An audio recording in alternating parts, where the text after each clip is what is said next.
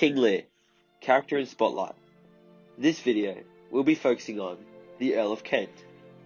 Earl of Kent, a nobleman of the same rank as Gloucester, who was loyal to King Lear. Although banished, Kent disguises himself in an effort to stay close to his king. Kent is honest. He will not lie to his king, and is truly selfless and devoted to Lear. When his attempts to protect Lear from his own impetuous, acting or done quickly and without thought or care, nature fail, Kent assumes the guise of an ordinary man, Caius, and resolves to protect his king.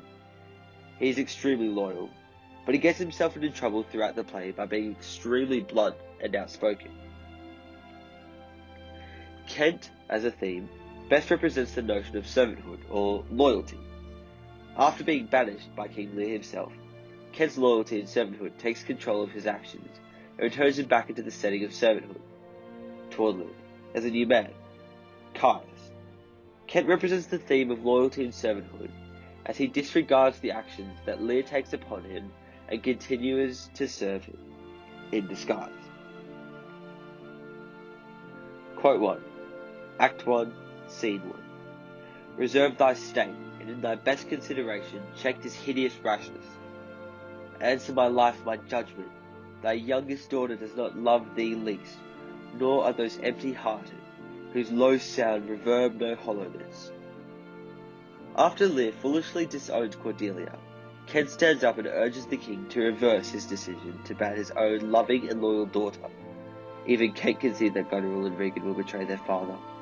They are empty-hearted, and their flattering words mean nothing. Within this quote, the use of irony, the expression of one's meaning by using language that normally signifies the opposite, typically for humorous or empathetic effect, is referenced through the juxtaposition of Lear being a father, whilst being manipulated by his offspring, regarding Goneril and Regan sucking up to him to boost his ego so that Cordelia sounds foolish and hurtful. Quote 2. Act 2, Scene 4.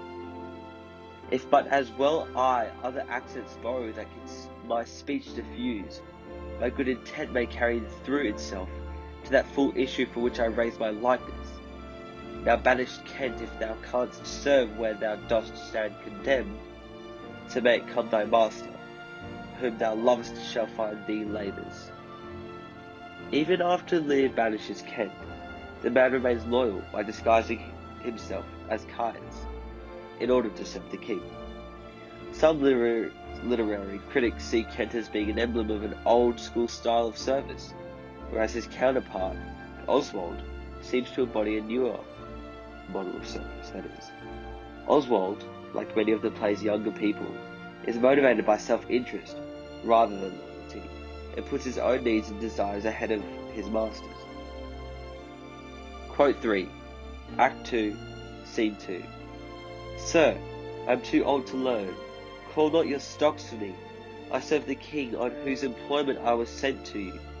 You shall do small respect, show too bold malice against the grace and person of my master, stocking his messenger. Because Kent is Lear's servant, when Cornwall locks Kent in the stocks, he is being incredibly disrespectful toward King Lear.